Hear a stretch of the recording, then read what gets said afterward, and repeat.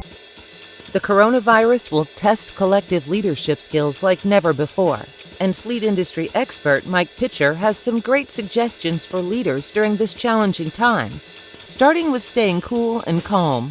I believe the coronavirus will test our collective leadership skills like they've never been tested before. I'm Mike Pitcher, and I'd like to offer some suggestions on leading over the next several months. As a former CEO, I define leadership as influence, and leaders influence always. It is my view on leadership that leadership is much bigger than politicians and corporate executives. I believe that parents and spouses and school teachers, clergy and local business people are incredibly influential leaders in our communities. I think there's 3 things that we need to do to get through this virus. And yes, we're going to get through this crisis. First, leaders need to stay calm. Those that we lead look to us for how to respond to difficult situations. If you panic, others will panic as well. In times of uncertainty, if you are cool and calm, it's the best emotional response to a situation like this. Second, learn. Be a good student.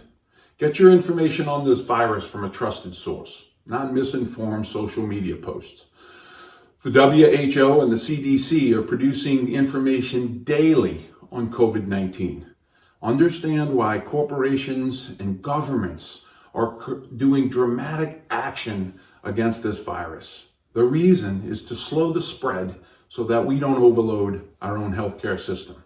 We're learning that we are indeed our brother's keeper, that we have responsibility not only as Americans, but also as global citizens to protect one another. Third, and maybe most important, over-communicate for transparency. I've learned that in the absence of truth, people make stuff up, and the stuff they make up is generally not that good. I've seen great communications from companies like Delta, Cisco Systems, and Marriott. If you've got a plan, let your people know what it is and why and how you will execute. As a CEO or a senior leader, reach out to those on the front lines. They may be feeling vulnerable. They may be feeling isolated.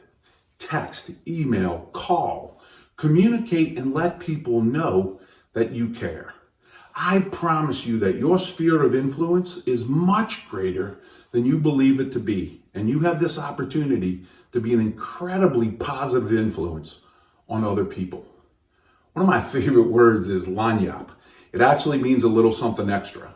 For leaders today, it means doing the little things that other leaders don't do. Be open, be kind, be honest, say thank you, and of course, smile. Together, we can get through this. Remember that in chaotic times, people look to leaders for assurance that things are going to be okay. And things are going to be okay. If you believe this message helps, share the video. Let's lead together. Hey, be careful out there.